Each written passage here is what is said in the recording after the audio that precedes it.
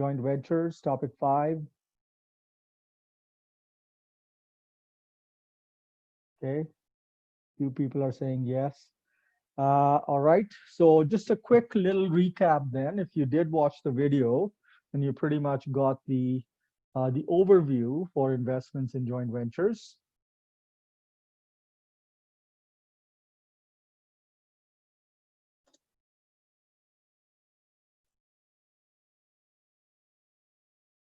So key things to know is that a joint venture is it's a type of joint arrangement where two or more parties, two or more investors basically, agree to share control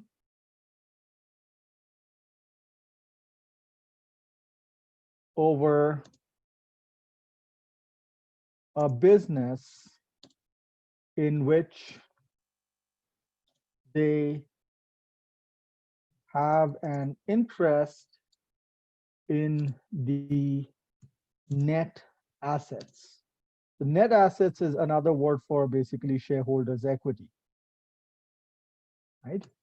So if you have an equity interest in the business and control is shared, then that's a joint venture. So typically a joint venture is typically structured as a separate company, right? A joint venture will be typically structured as a separate company, and the venturers are basically its shareholders. Shareholders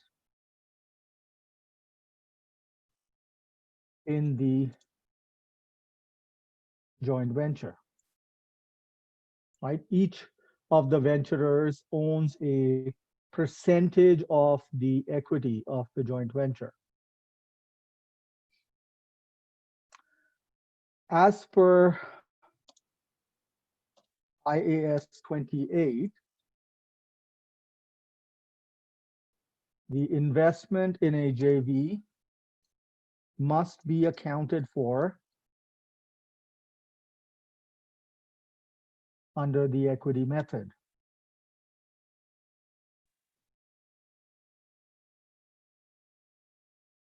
Right?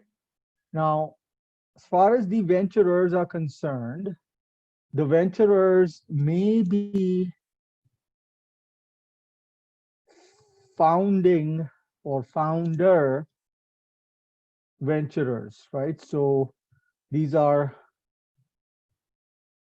those that originally established the joint venture, right? So that's founder venturer, or may acquire their interest from an existing venturer. So that is also possible. You can also have a situation where a company could buy ownership in a joint venture from another company. They do not have to be equal partners, right? So the venturers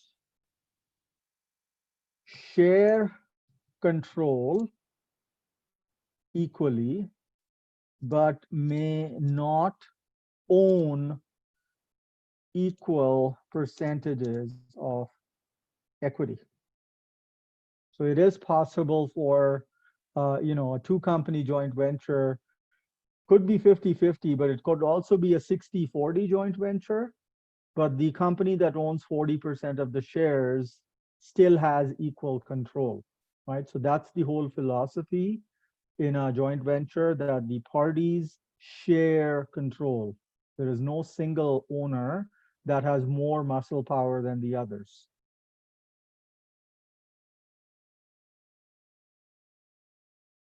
Okay? So what are some of the accounting bits that we need to know, the accounting considerations? We will need to know how to account for the initial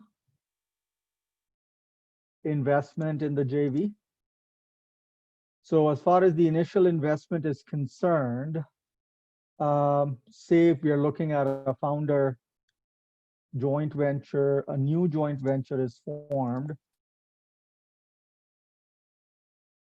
and the venturer invests cash.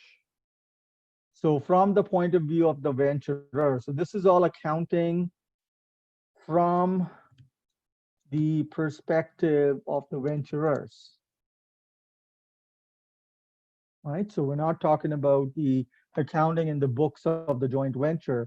In its own books, the joint venture will record transactions just like any ordinary company will. So we're talking about it, the accounting considerations from the investor, the venturer's point of view.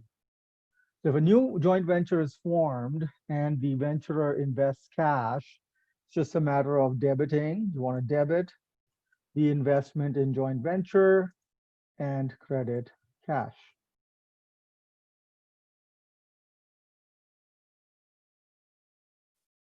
Now, mostly what tends to happen is that a new joint venture is formed and the venturer invests assets other than cash. So if the venturer invests assets other than cash, then we have to consider, okay, we apply the fair value rule. And as per the fair value rule, the fair value of the assets transferred to the joint venture equals fair value of consideration received. Okay? Fair value of assets transferred equals fair value of consideration received. So what does the venturer receive when the asset is transferred? So there may be instances. So first of all, for the assets that are transferred, the basic rule here is when the venturer invests assets other than cash, the venturer must derecognize the asset from its own books. All right. And they will record the investment in the JV. By applying the fair value rule, with regards to the derecognition of the asset transferred, there may end up being the question of gain or loss on the asset transferred. If the fair value of the asset transferred to the joint venture is different than its existing book value, then there will be the question of gain or loss on the asset transferred. Also, we have to consider other than the gain or loss on the asset transferred, we have to consider if the venturer receives any asset in return other than the investment in the JV, right? Then that must be recorded, right? So that other asset must be recorded.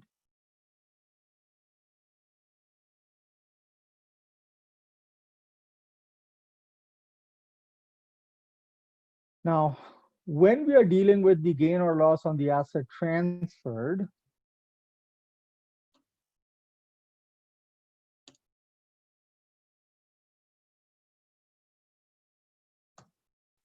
we will recognize a portion as realized gain on transfer immediately. So recognize immediately a portion, and the rest is deferred, right? So the rest is deferred, i.e. considered unrealized, and will be recognized later over the remaining useful life. So Feroz had a question, what you meant by asset transferred. So if the joint venture is formed and the venturer invests something other than cash. So if you don't transfer, if you don't invest cash, but say instead decided to put in land or equipment or buildings, some other asset.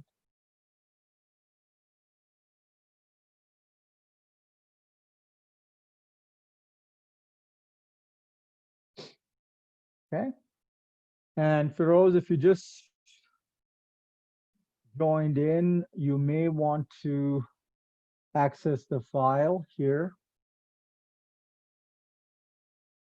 You can then take notes as we go.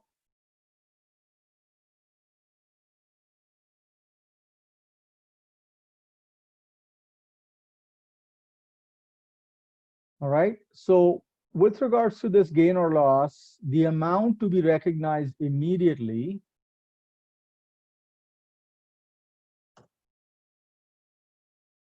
depends on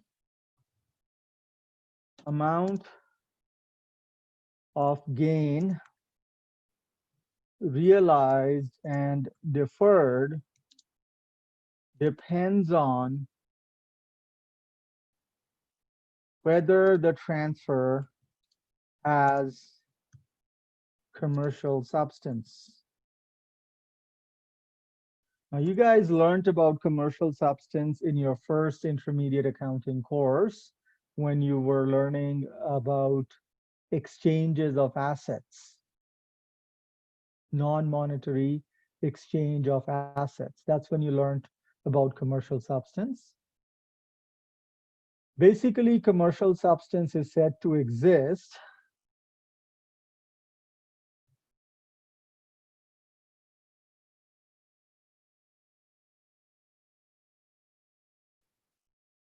when the company experiences a change in its economic position. And that change in economic position is evidenced by a change in the nature, amount, or timing of cash flows. So if the company experiences a change in the amount, the timing of cash flows from the asset, then we say the transaction has commercial substance. For our course, this part will be given. So the problems will indicate whether the transaction has commercial substance or not. If nothing is mentioned, assume commercial substance exists. Okay, so if a question does not say anything, you want to assume that the transaction had commercial substance.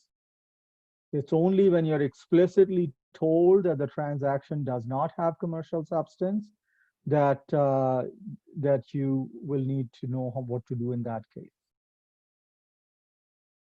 Okay, so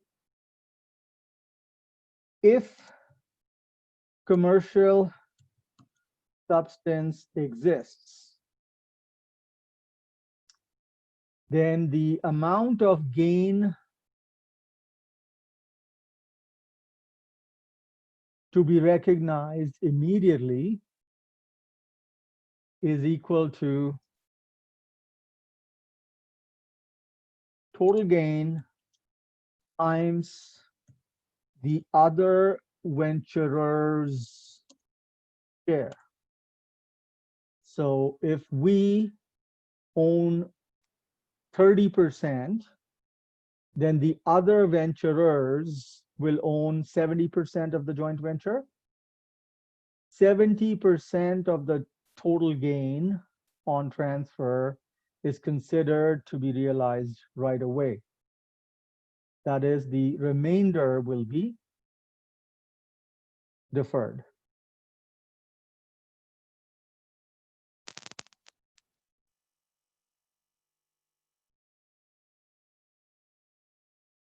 If there is no commercial substance,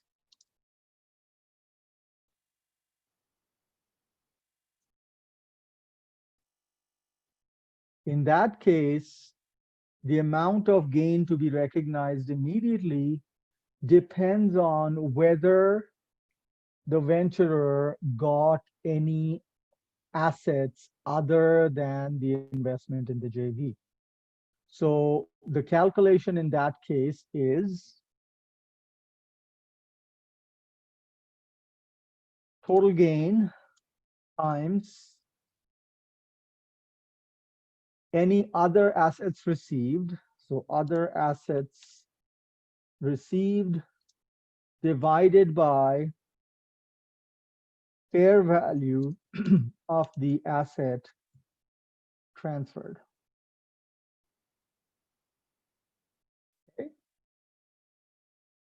All of this is there in your lesson notes. I'm just kind of giving you a very, very, very high level recap here. This piece that I talked about, we're going to see in example 5.1. All right. So I want you folks to take some time to read the question. I'm going to give you a couple of minutes. I'll pause the recording for that time. All right, here, this is an example of a joint venture being formed. Jarhead is the name of the joint venture. It was formed on Jan 1st, 2001. Garfield is one of the three founding venturers. Garfield happened to invest equipment in the joint venture. All right, so applying the fair value rule,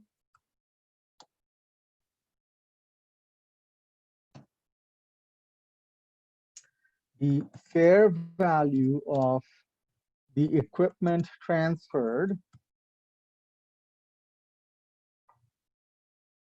which is, according to the problem, the fair value of the equipment transferred is, hang on, this is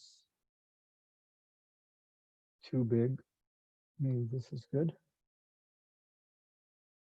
Fair value of the equipment transferred is how much?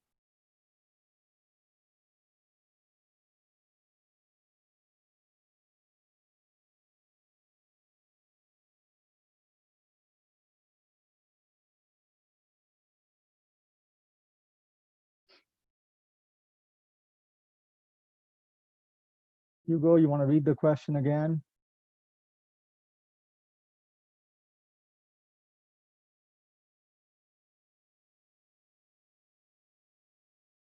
$2 million, okay? The venturers agreed that the equipment had a fair value of $2 million. 1.6 million, Hugo, was the carrying amount, okay? Carrying amount is net book value. The fair value of the equipment transferred is $2 million. That is equal to fair value of consideration received. Now, what did our friend Garfield get in return? Garfield got a 35% interest in the joint venture and $800,000 in cash. So they got cash 800,000, and they got a 35% in share in Jarhead Limited. And so that's the investment in Jarhead. How much is the investment in Jarhead worth now?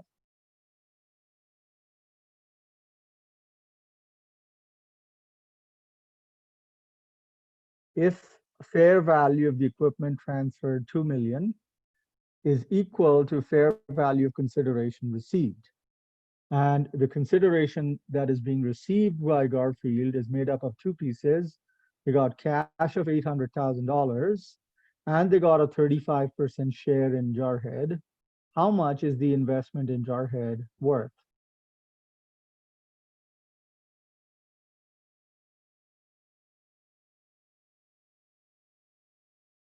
1.2 million. Thanks, Julia.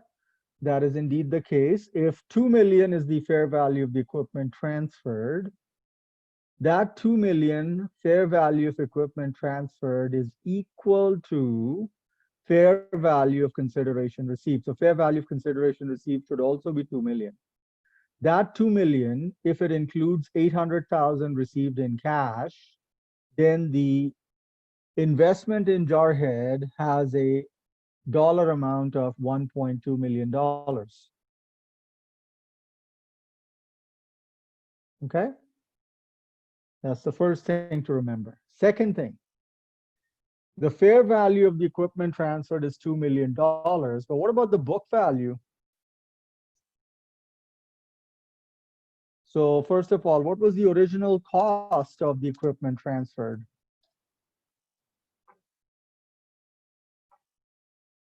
How much did the equipment originally cost us? 3 mil. What's the carrying amount?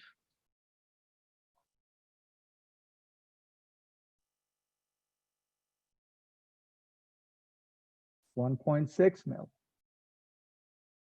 What's the difference between cost and carrying amount? What's that called?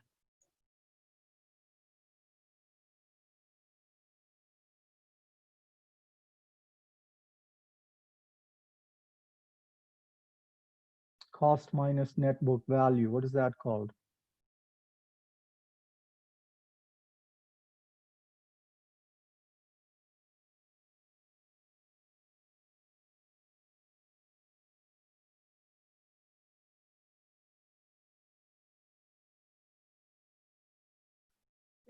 Think, this is your last financial accounting course, right? Thank you, Hugo. That's the accumulated depreciation. So we shouldn't jump to answers. Doesn't hurt to think a little bit. The difference between cost and the net book value is the accumulated depreciation. Thank you.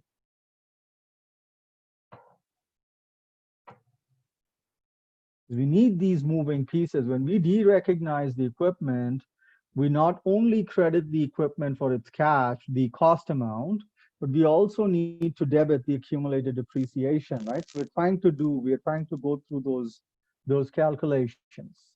Yeah. Now, if the carrying amount is 1.6 mil and the fair value is 2 mil, then what is the total gain?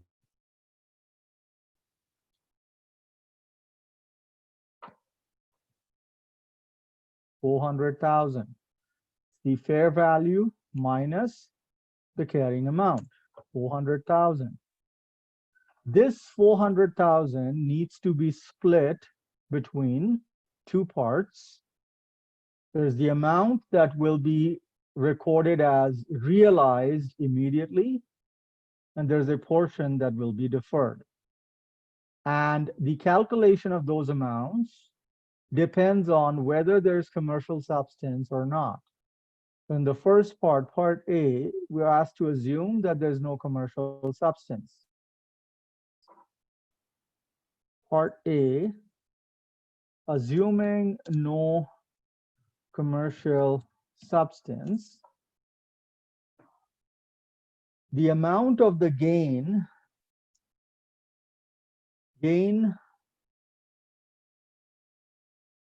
that is realized immediately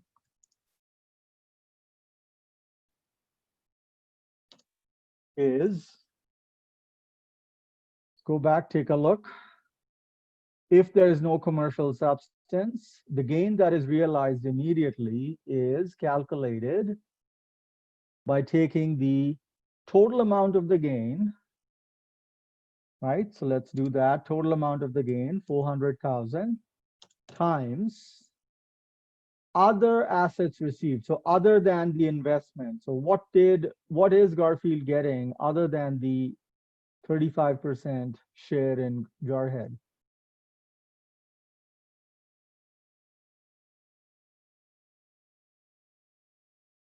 Is Garfield getting anything else? Getting cash, right? They're getting cash. Other than the investment, they're getting cash. So that cash is how much? 800,000. So 800,000 divided by, what is the fair value of the equipment being transferred? 2 million. Awesome. There you go.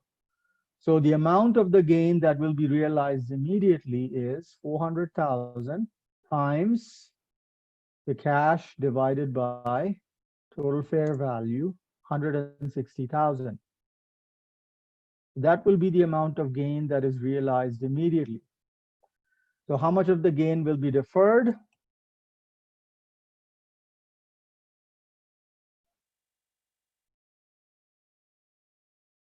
What's left? 400,000 minus 160,000, 240,000.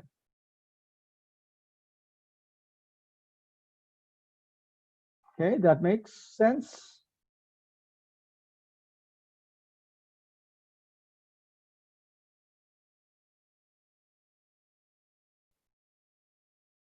All right. So if you were doing part B, and I'll come back to the journal entries, I just want us to be able to calculate the amount of the gain or loss.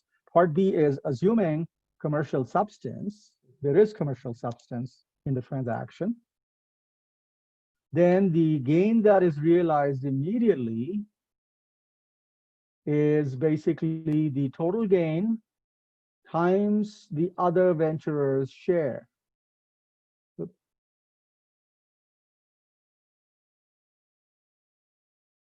And that's basically nothing but 400,000 times, if Garfield gets 35%, the other venturers get 65%, yeah?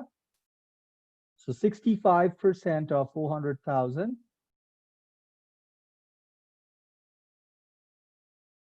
$260,000. That's the amount of gain that is realized immediately. The gain that is to be deferred is the rest. 400,000 minus 140. Yeah, you guys all good with this?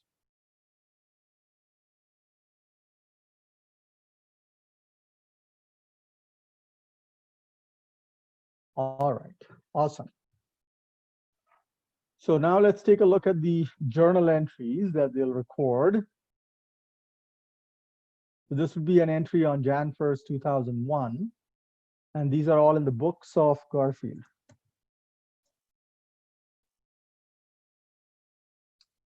Can't spell. The books of Garfield, Jan 1st, 2001. Garfield is getting cash, the debit cash, and debit investment in Jarhead. And we've done the math. Garfield is going to get cash of $800,000 and $1.2 million in investment in Jarhead.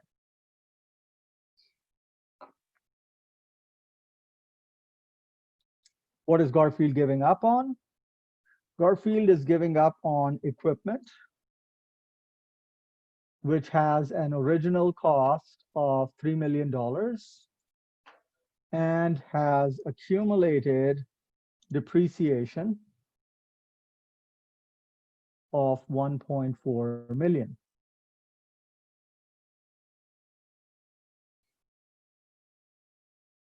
Now, of course, if I look at this journal entry and I look at the sum of the debits, 3.4 mil, and the credit, 3 million, I know I'm out by $400,000 on the credit side. That $400,000 is going to be made up of two parts. First part is gain on transfer to JV. And the second part is unrealized gain, which is a contra account. Now, these amounts, as you noticed, will differ depending on whether there's commercial substance or not. If you were doing the journal entries, let's say for part A,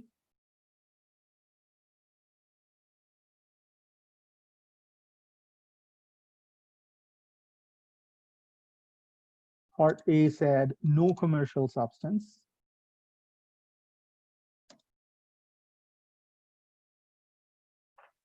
The amount of the gain that you'll recognize immediately is 160,000, and the amount that gets deferred is 240. If, on the other hand,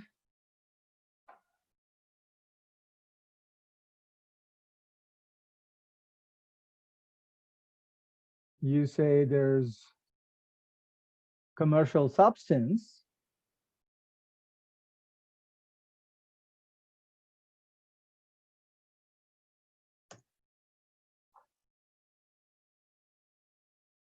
you'll have the same journal entry otherwise, right? You'll have the same journal entry. You will debit cash, you will debit the investment in Jarhead, you will debit accumulated depreciation, you will credit the equipment account. The only change will be the amount you credit for the gain on transfer and the unrealized gain.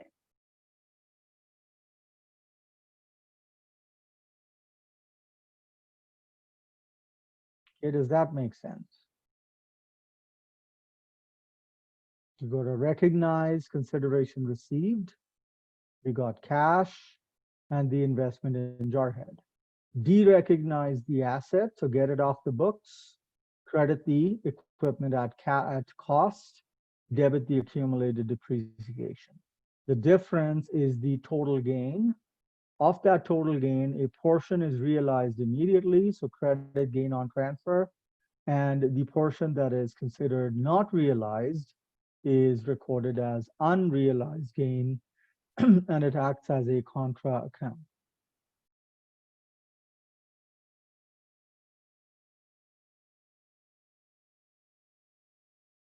Okay? This is as far your textbook takes you. What your textbook does not talk about is the fact that if the total amount of the gain on transfer is $400,000, then as far as Canada Revenue Agency is concerned, if you have transferred the asset, if the ownership in the asset is transferred over to another company, then that is a disposition, right? You've disposed of the asset. And the asset is deemed to have been disposed of at fair value. So if the asset is deemed to have been disposed of at fair value, then Garfield has to pay income tax on the gain. Now, I don't want to muddy the waters by taking you folks down the path of calculating capital gains and so on and so forth. Just to keep things civil and simple, assume that all kinds of revenues and gains and so on are subject to the same tax rate. So if the tax rate for our friend Garfield is 25%, Garfield has to pay tax on $400,000, the gain, on the transfer because that's a disposition in the eyes of the tax authorities. Garfield has basically sold its equipment, right? It's basically sold it to Jarhead. So that disposition will have triggered again, and that trigger, Isaac, no 50% inclusion, etc. Just ignore that part because that'll make everybody very, because income taxes, a course on income tax is not a prerequisite. So just that's why I said ignore those pieces that you already know. Just assume that all gains, all profits are taxed at the same rate. Okay, no inclusion rate differences. So there will be income tax paid of $400,000 or 25% of $400,000. But for accounting purposes, the immediate gain is only on the amount of the immediate tax expense should only be on the amount of gain that's realized. The gain that is not realized now, we should not record an income tax expense for it. So this difference here, right? So this difference, the venturer must pay income taxes on the entire gain in the year of transfer. However, for accounting purposes, the income tax expense will only be the tax on the realized gain. So, of course, the venturer is paying more tax than the income tax expense. The difference,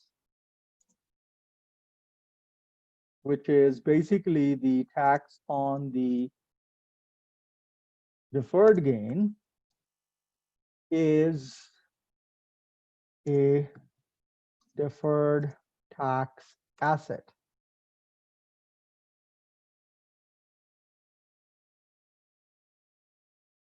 Okay, so your textbook actually does not deal with this piece.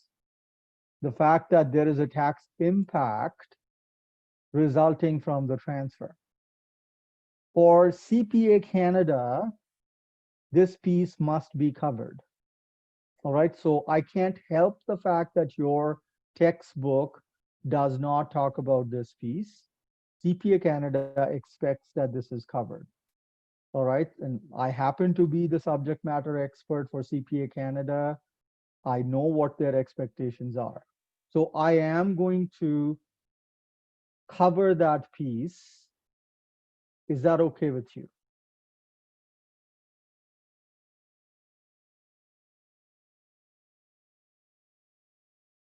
All right, so please do not complain later on. Some of this stuff will be a little bit harder, but you'll have to stay with me on this. And I cannot do anything about your textbook. That's the best textbook we have in Canada, and it does not get into the details that CPA expects. I'm not going to start writing a textbook myself because there's no money there. So my apologies on that part. So again, I feel for you folks. Oh, there's not enough practice questions. You just have to balance it all out, right? Just focus on the understanding piece then. So we have to look at the deferred taxes piece. The second, so the deferred tax basically is going to be the tax amount on the unrealized gain, okay? So the way that is done is you also on Jan 1st, 2001, you're going to credit deferred income tax benefit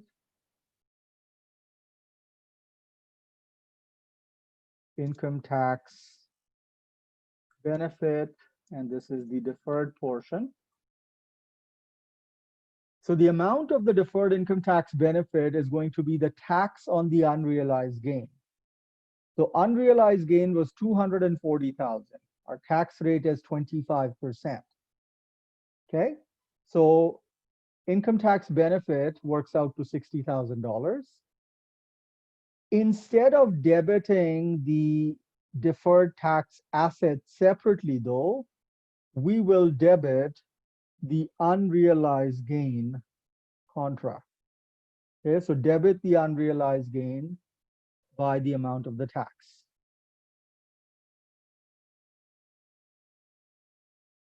Okay, this piece your textbook doesn't cover. Is it doable? Calculate the income tax on the deferred gain, and in your journal entry, debit the unrealized gain and credit income tax benefit. Because if you have you're recording a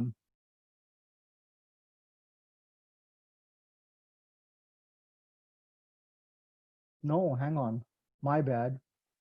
That's not true. It's not a credit the income tax benefit. It's credit income tax payable. And so the income tax payable is basically going to be on the entire gain, right? Income tax payable is going to be on the entire gain, 100,000. You want to debit income tax expense, and that income tax expense is going to be on the realized gain, 40,000. The difference is $60,000 that you're going to debit the unrealized gain. My apologies. So we are, as I explained, Garfield has to pay $100,000 in tax. The income tax payable will be 100,000. The current income tax expense is the tax on the realized portion. The tax on the unrealized gain is we debit to the unrealized gain contra. So rather than debit deferred tax asset, we debit the unrealized gain.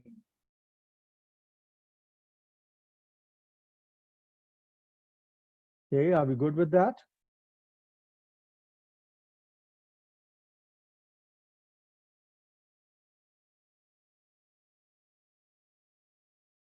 Yes, no, maybe?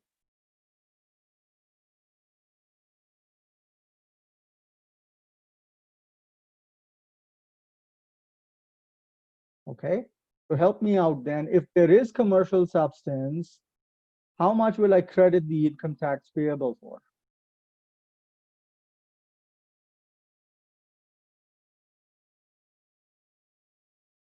100,000. How much will I debit the income tax expense for?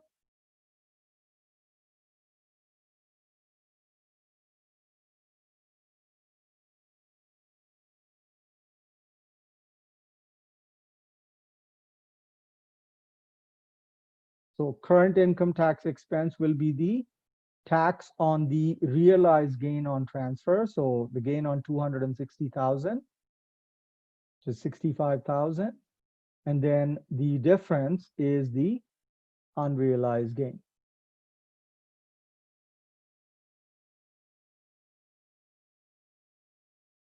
Okay. If you're good, that's basically part this first example. You recorded the transfer and you have adjusted for the tax portion. If Garfield was to prepare a balance sheet, if Garfield, oops, if Garfield prepared a balance sheet on January 1st, 2001, it would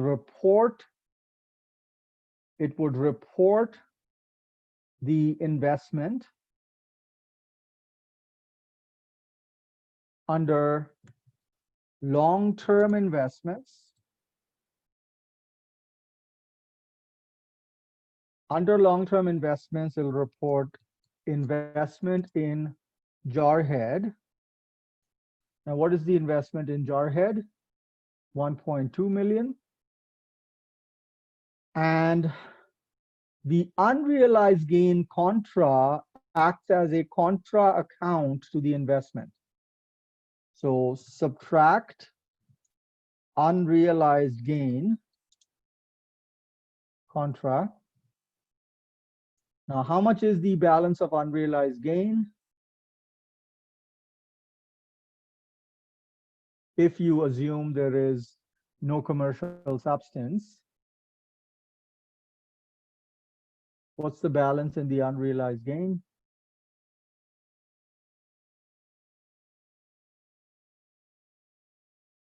Think, Pardeep, think. It's 180, right? Because you had 240,000 and then minus 60,000. When you debited the unrealized gain, it has an impact on the account, right? So 180,000.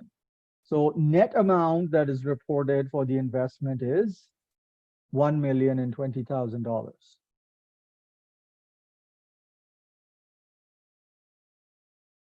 All right. If there is commercial substance, the amount will be $1,095,000. Why is there a difference between the two? The difference arises from our treatment of the realized and unrealized gain amounts.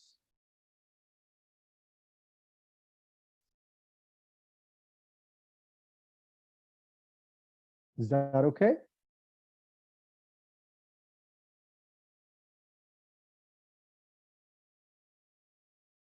Good. Awesome. All right.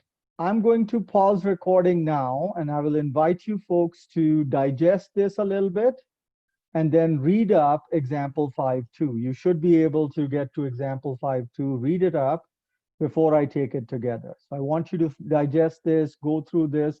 Are you folks able to scroll up or down? Like I've shared the file. Are you able to move around or are you limited to what I'm showing? You can scroll. Okay. Awesome. So I'm going to give you folks 5 minutes.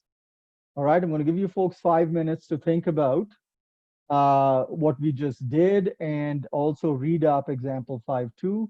Then we'll take it up together.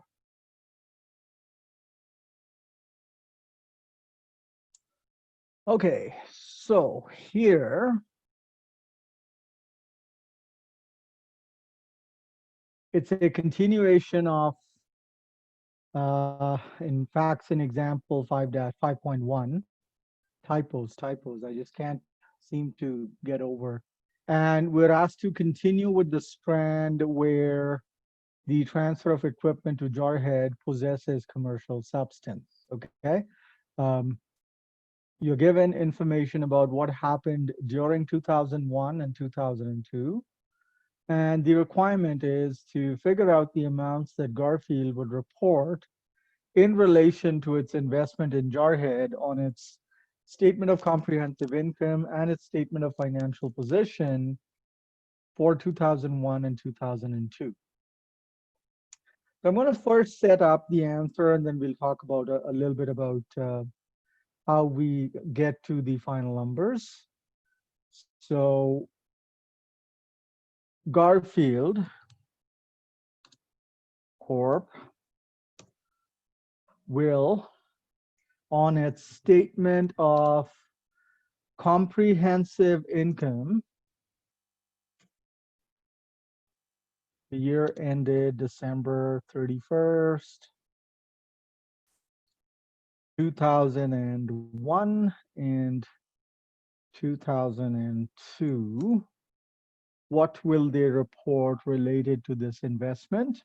They will basically report related to this investment two things, and these will be reported under other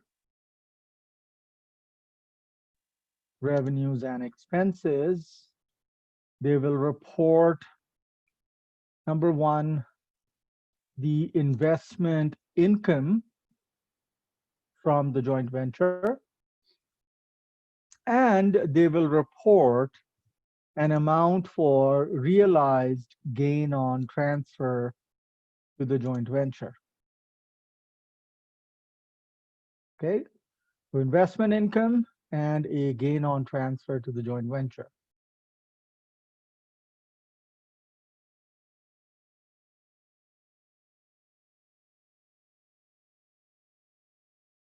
We will figure out what those amounts are in a bit.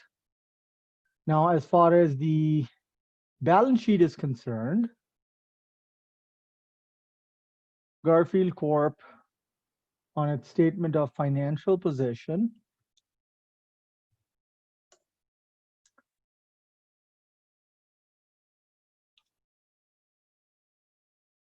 will report this investment under long-term investments.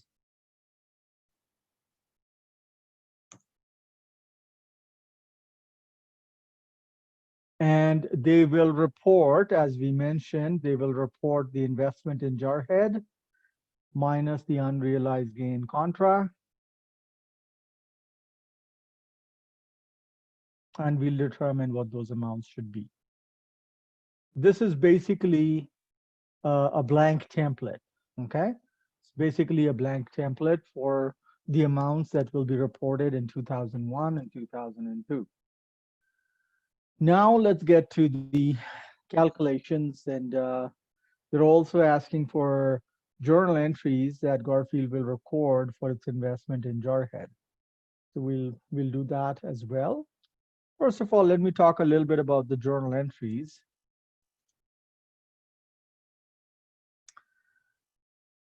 Basically, there will be 3 journal entries. There will be an entry for the dividend from Jarhead.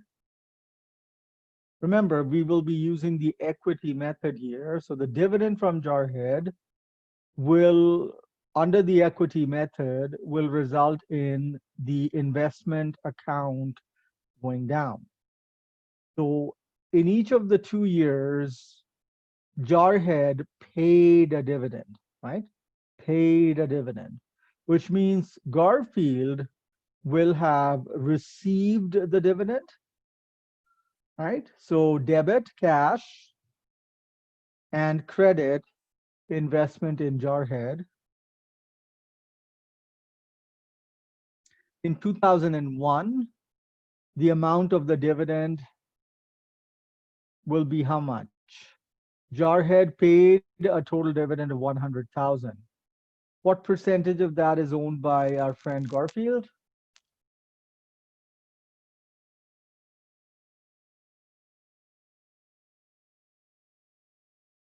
35. So 35% of $100,000 is 35,000, right? So they would have got 35% of 100,000, that's $35,000, debit cash for the 35,000, and credit the investment in Jarhead by the 35,000. Similarly, in 2002, the total amount of the dividend paid by Jarhead was 120,000. Of that, 35% will be received by Garfield. So 120,000 times 35% is $42,000. Debit cash, credit the investment in Jarhead, 42,000. Okay?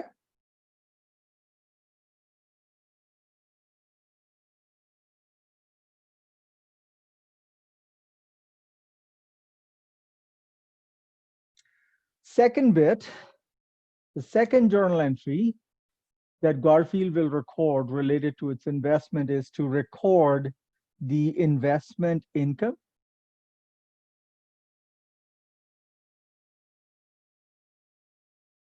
Right, so investment income. To record the investment income, they're going to debit the investment account and credit investment income from Jarhead. This amount needs to be calculated according to the equity method, right? This has to be calculated, must be calculated. So see note 1, let's say. We will calculate the amount and get back to it.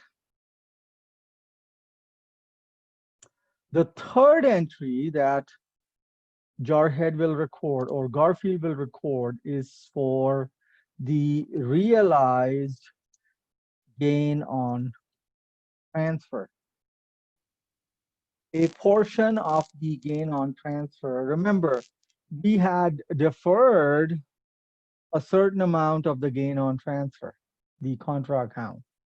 And I said that gain does not remain unrealized forever. There's a gain, the portion is deferred and it's realized, it's recognized later over the remaining useful life of the asset. So in our case, the equipment that was transferred had a remaining useful life of approximately 10 years at the time of transfer.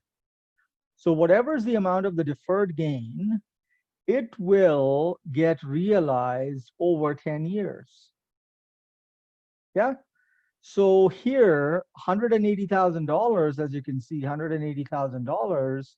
Off that $180,000, each year, 1/10 will become realized.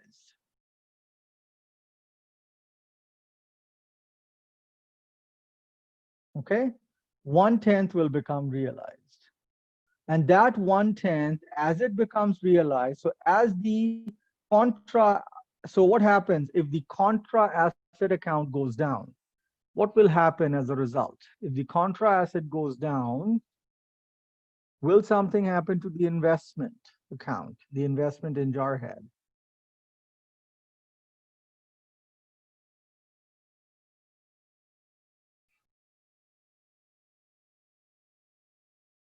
The investment goes up. Awesome.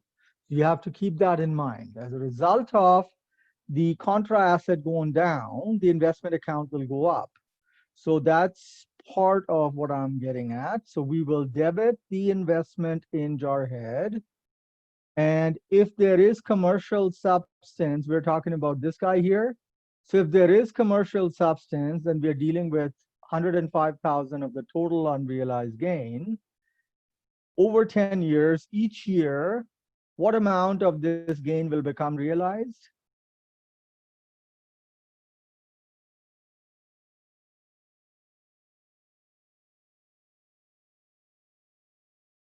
$10,500. Awesome. So as this unrealized gain contra decreases by 10,500, the investment in Jarhead is going to go up by 10,500, right? So 105,000 divided by 10, 10,500 will debit investment in Jarhead. We will credit, and this is important to remember, credit the gain on transfer to the joint venture, not investment income. You want to credit the gain. Now, for crediting the gain on transfer, see, the original before tax amount of the unrealized gain was $140,000, right? Under commercial substance, we had deferred $140,000. On the 140,000, we said the tax was 35,000. So the realized gain before tax is 1/10 of 140,000 or $14,000. So 1/10 of 140,000 is 14,000. The difference is basically the tax. So as the gain becomes realized, a portion of that gain is subject to tax for accounting purposes. So you're going to record debit income tax expense. And this is essentially the deferred portion. So it's the deferred income tax expense, $3,500, and the net amount, 10,500, is added to the investment account.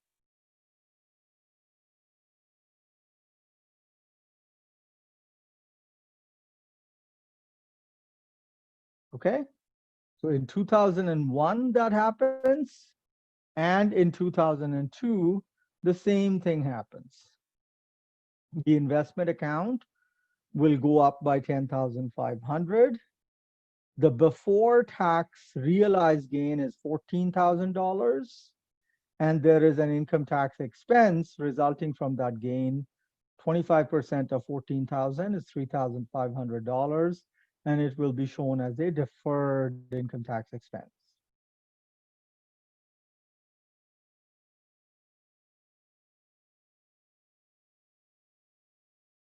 Yeah, I'm seriously into kind of complicated territory here. So I want to hear from you folks. How does that feel like? Does that make sense?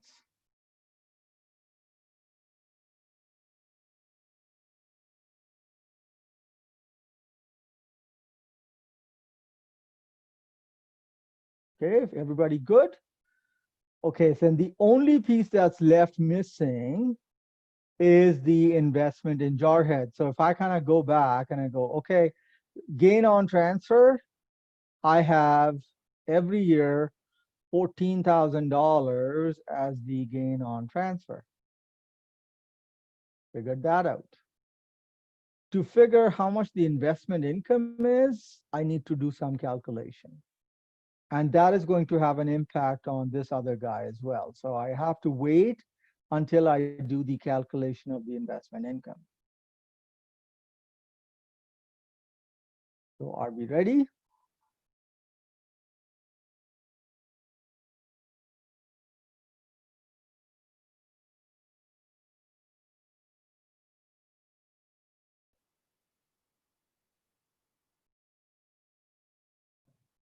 Calculation of investment income.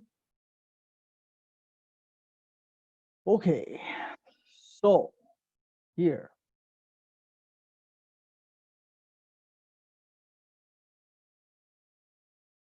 pay attention, very close attention.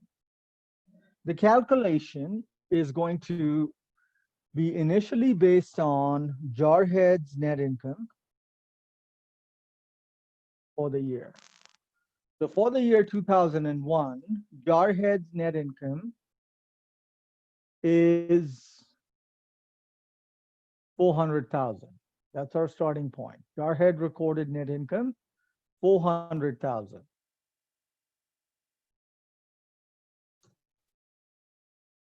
Now this amount under the equity method is subject to adjustments.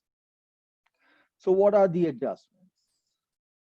You will have adjustments for amortization of fair value differences.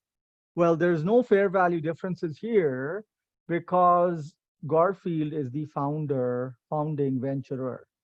Garfield did not acquire its 35% share from somebody else. So there is no acquisition differential. So as a result of that, there is no fair value differences and there are no goodwill. Okay, so there's no fair value difference, no goodwill. But what we do have is intercompany transaction. Okay, so I got intercompany transactions here. In 2001, Garfield sold inventory to Jarhead for $100,000 at a gross profit margin of 40%. Jarhead sold 60% of this inventory to outside parties by the end of 2001. So we're dealing with intercompany profits. Then for 2001,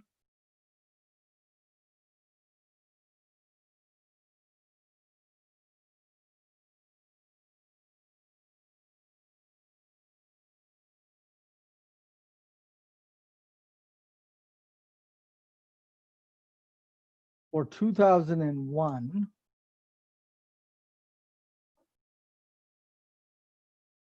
We got tax at 25%. And after that, for 2001, we would have a unrealized profit in, now Garfield happens to be the venturer. If Garfield sells to Jarhead, then that's a downstream transaction. So unrealized downstream ending inventory profit.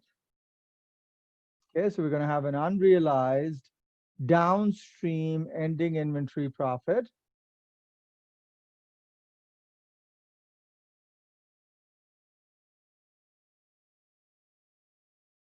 The amount of the profit will be, so total inventory sold is 100,000. The gross profit margin is 40%. So 40% of 100,000, $40,000 was the total amount of the gain, of which 60% became realized when the inventory was sold to outside parties. So what is still unrealized at the end of 2001 is the remaining ending inventory, which is 40% of the total. So the amount of the profit, the intercompany profit that's unrealized is 100,000 times 40%, which gives us the total amount of the profit, times 40% again, $16,000. The tax rate is 25%. That's 4,000. After taxes works out to 16 minus 4, 12,000.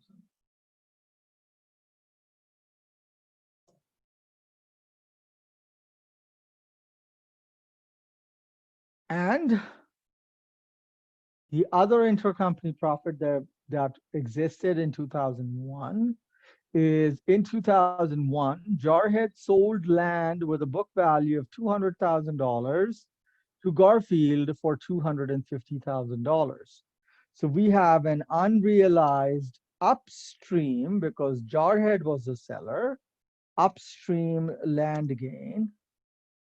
The total amount of the land gain was $50,000, 250,000 minus 200,000. Hang on, extra zero there, $50,000. Now with land, keep in mind the gain, the intracompany gain on land can only be realized if the land is sold to an outside party, right? Land is not depreciable. Now, none of that happened in 2001. So the total amount of the land gain is unrealized. Tax on it is 12.5, after tax 37.5.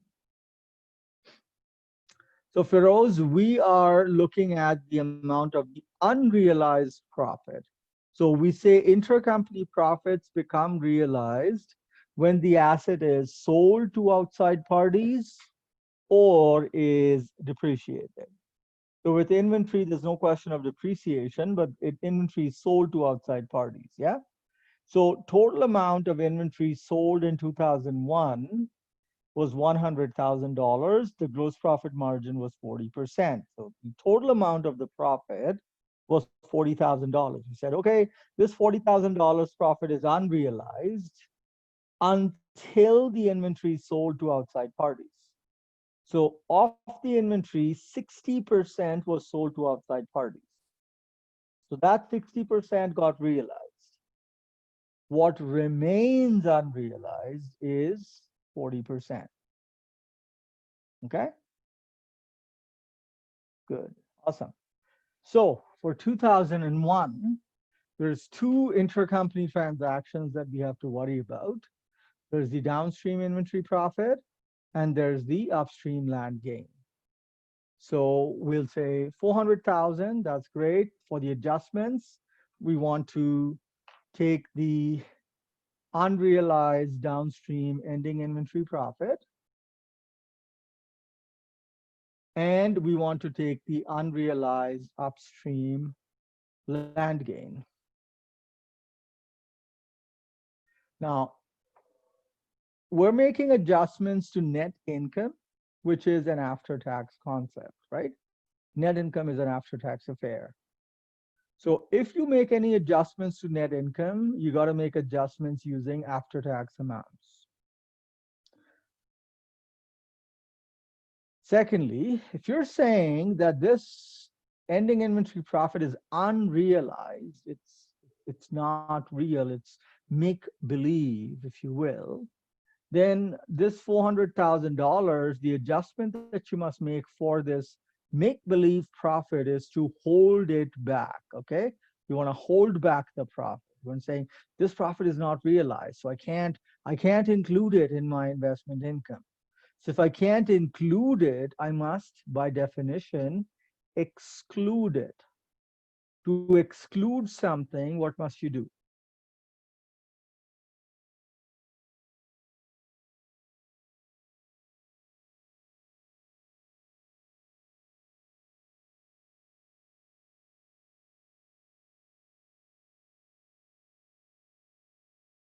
Minus. Awesome.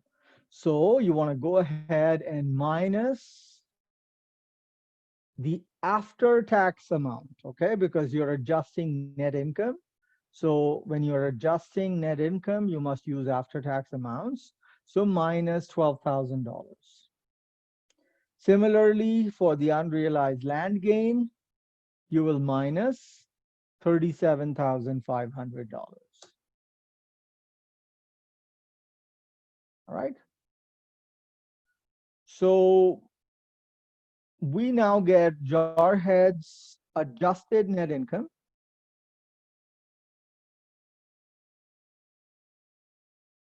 for the year 2001. We get Jarhead's adjusted net income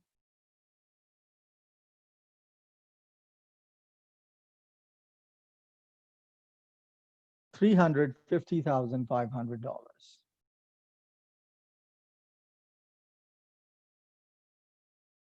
Out of this 350,500, Garfield's share is 35%. So the investment income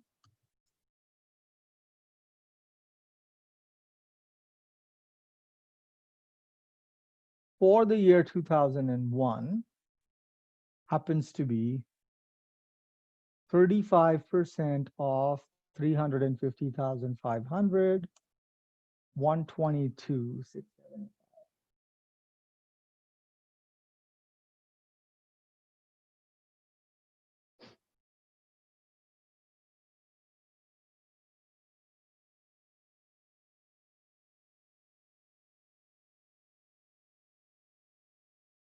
You guys good with that? Take Jarhead's net income, make adjustments for the intercompany unrealized profits. You get the adjusted net income, take Garfield's share.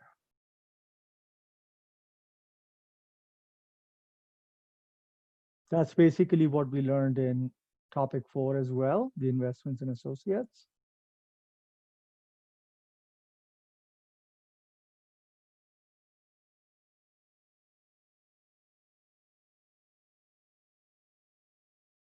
Okay, is that good?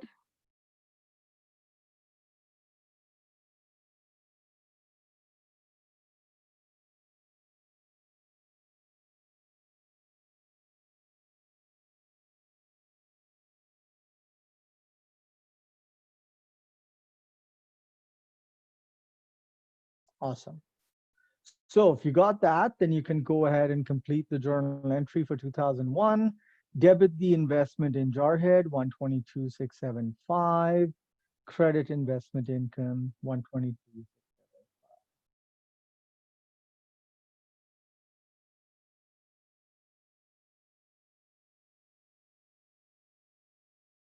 Investment income for 2001 is 122,675.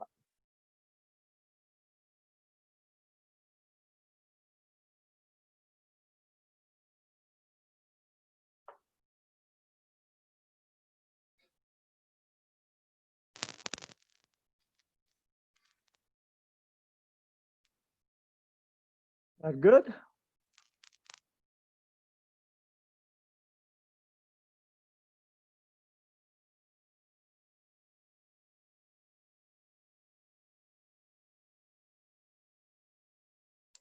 Okay, so we tried to do the math for 2002. Jarhead's net income for 2002 is $500,000.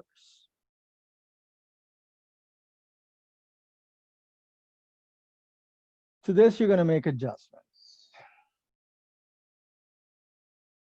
Now, 2001's ending inventory becomes 2002's beginning inventory. Following the logic of first in, first out, what do you expect to have happened in 2002 for this inventory?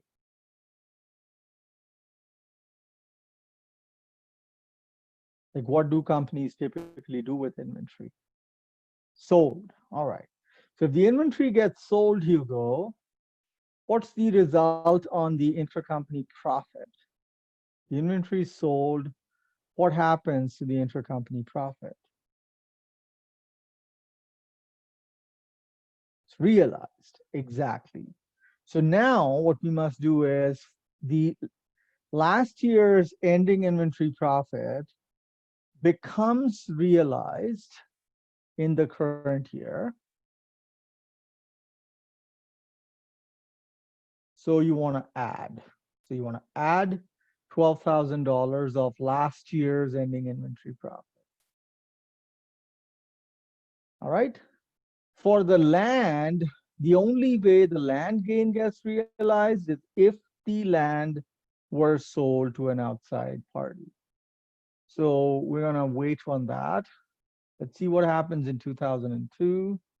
In 2002, Garfield sold inventory to Jarhead for $140,000 at a gross profit margin of 40%. Jarhead sold 70% of this inventory.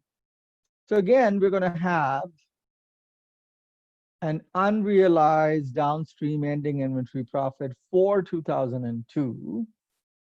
The total amount of the sale was 140,000. Gross profit margin was 40%.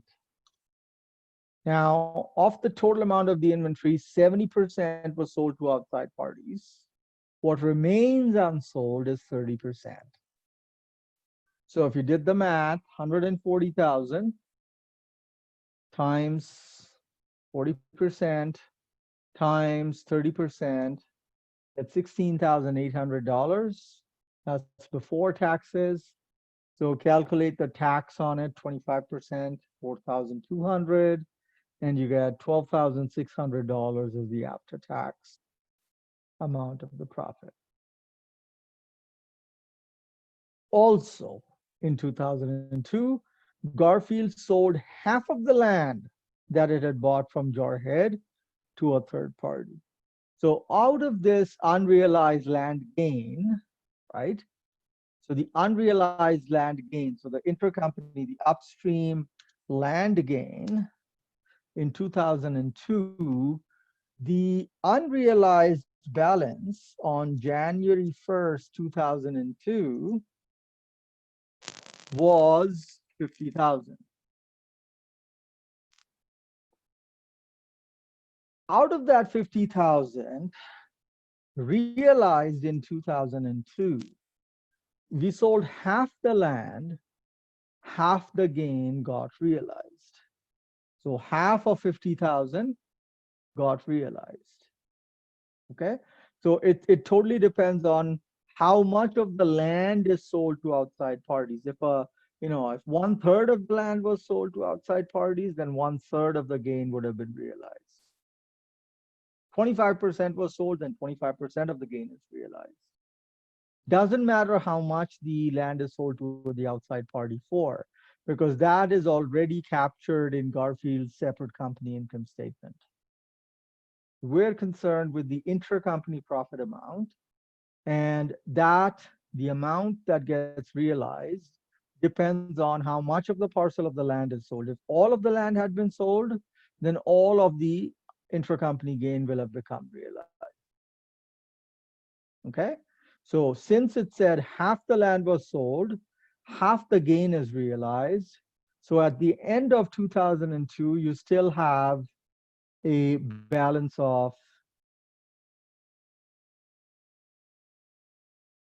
$25,000 remaining. You can calculate tax and after tax.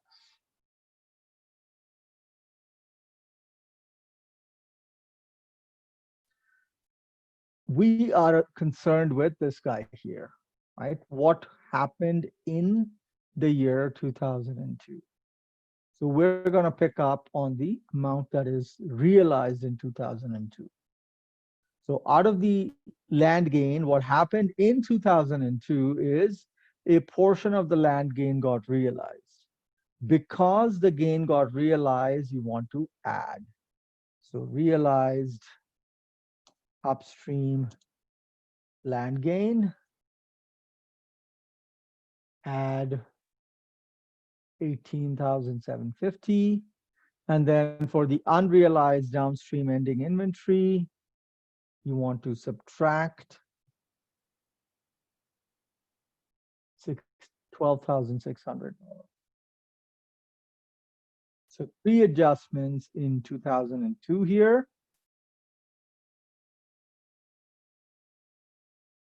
Jarhead's net income adjusted for 2002 is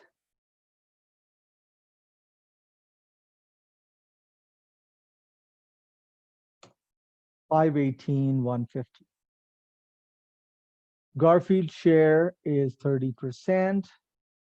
So the investment income, or 35%, I'm sorry, 35% of 518,150 is 181,353.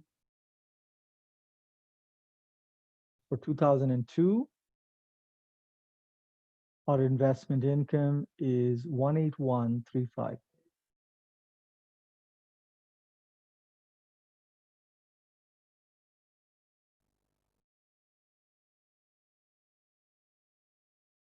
You want to go ahead and debit the investment in Jarhead, 181,353, and credit investment income.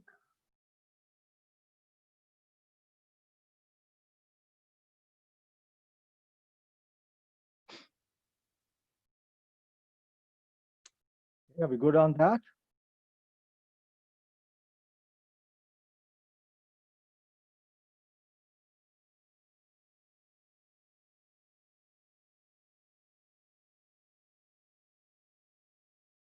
So she's question is for realized gain on transfer, shall be debit unrealized gain contra. So that is, oh, you're right. Oh, because we didn't close the unrealized gain. I'm so sorry. I'm so sorry. Yeah. It should be debit the unrealized gain contra. You're right. Sorry about that. You want to no, not here. This guy. You want to debit the unrealized gain contra. Yes. No, you're right. The unrealized gain goes down, and that's why the investment account goes up. Very good catch. Thank you.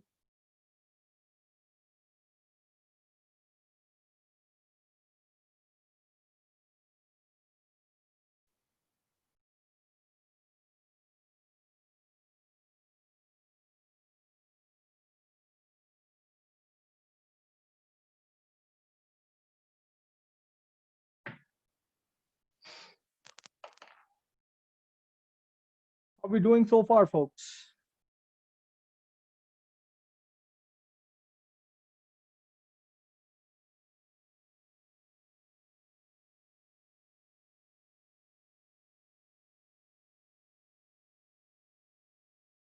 So are we good with the calculation of investment income? Investment income, 122,675 for year one, 181,353 for year two.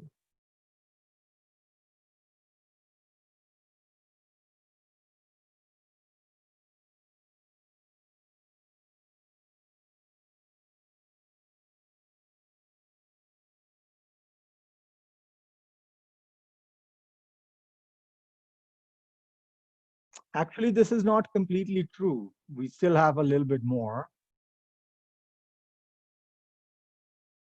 But are you caught up with this before I don't want to end up confusing you guys too much?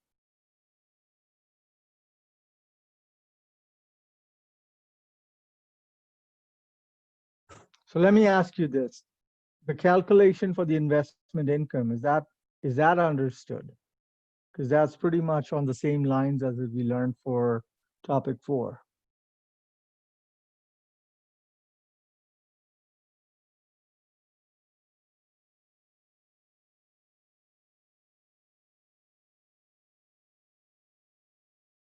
Oh, now, this is where things get a little bit murky. Okay, so stay with me. Investment income is fine. Now, what about the gain on transfer? I got $14,000, but that's recorded at the end of the year.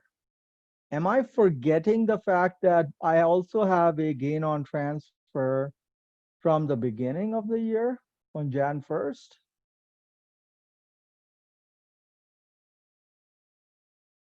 So if I want to report the amount of the total gain on transfer, do I also not have to go and add the $260,000 that was realized at the beginning of the year?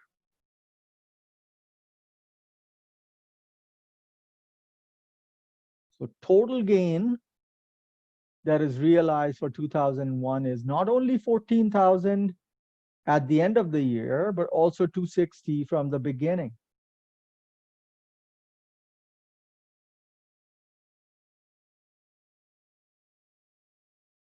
All right, so if you're talking about the total amount, that's what it should be.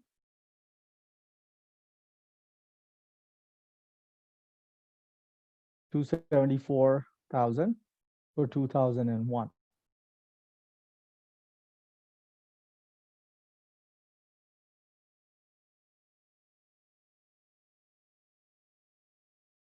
And secondly, to calculate the investment account, probably a good idea to prepare a T account.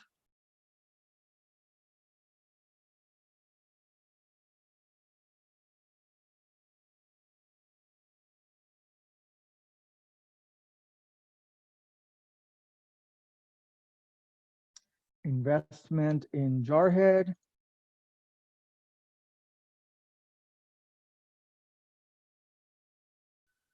Now, our beginning balance of the investment in Jarhead was 1.2 mil. Right, that was the beginning balance. To that amount, we will make an adjustment for dividends. So in 2001, the amount of dividends was 35,000, and that will cause the investment account to go down. We will have investment income,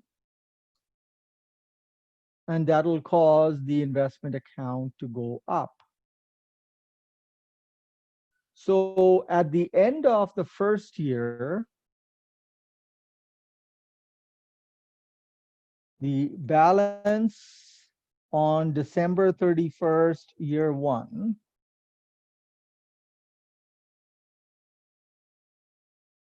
for the investment account is 1.2 mil, add the investment income, subtract the dividends. So you get 1,287,675.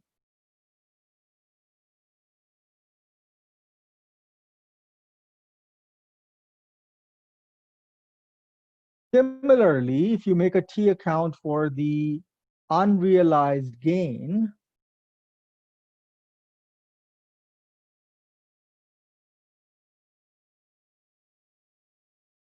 the unrealized gain was originally recorded at 140,000.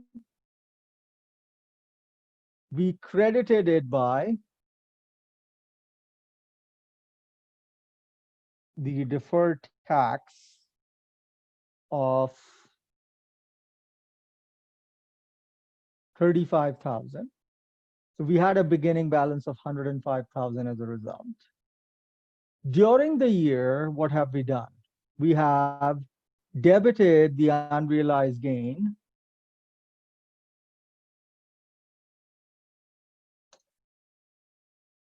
by $10,500. So the balance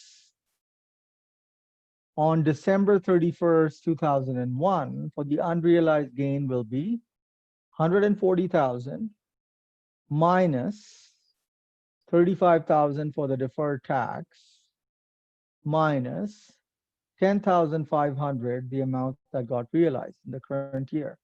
So at the end of the year, you're going to have unrealized gain of $94,500.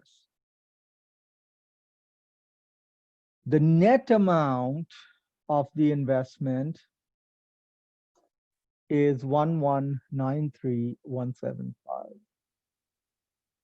At the end of 2001, the investment will be reported at 1,193,175.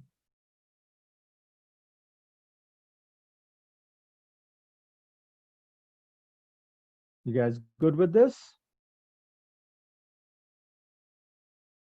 It's basically now time to post all the transactions to the T accounts.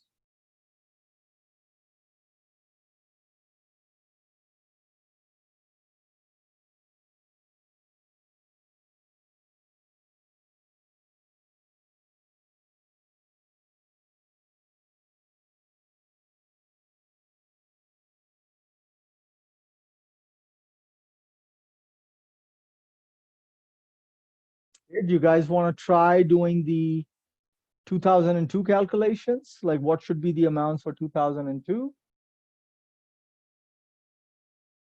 Just going to pause the recording for a couple of minutes, give you folks a couple of minutes to think about the math. Let's see what we have for 2002. You're going to continue with the investment in Jarhead account, the account. And what happens in 2002? Again, we will be reducing the investment account for the dividends. In 2002, dividends were 42,000. The investment income for 2002 is 181,353. So that will give us an adjusted balance for the investment account on December 31st, 2002, 1,427,028. Absolutely, Hugo's got that number. So 1,427,028 will be the amount of the investment. For the unrealized gain, realized in the year 2002 is another 10,500. So at the end of 2002, the balance in unrealized gain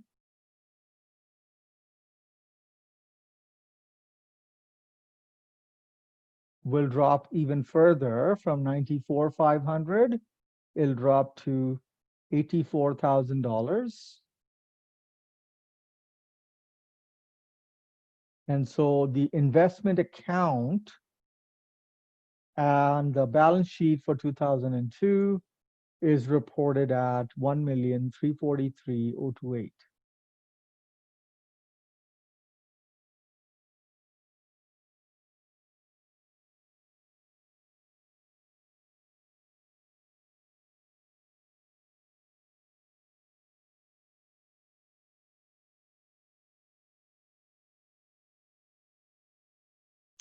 So at the beginning of the year, Brittany, we had a deferred tax portion of 35,000. Remember, we debited the unrealized gain for 35,000. That was basically the total deferred tax portion.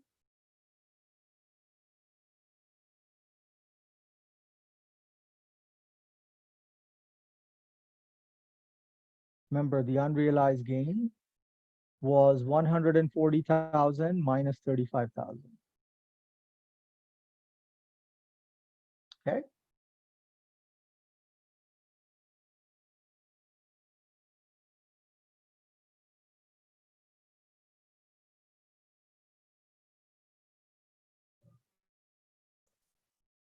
All right, so that was the end of question 5.2, example 5.2. Fairly exhaustive question if you think of the fact that it's linking back to example 5.1. So quite a bit to review on this. This will be an example of a joint venture where the venturer is a founder venturer.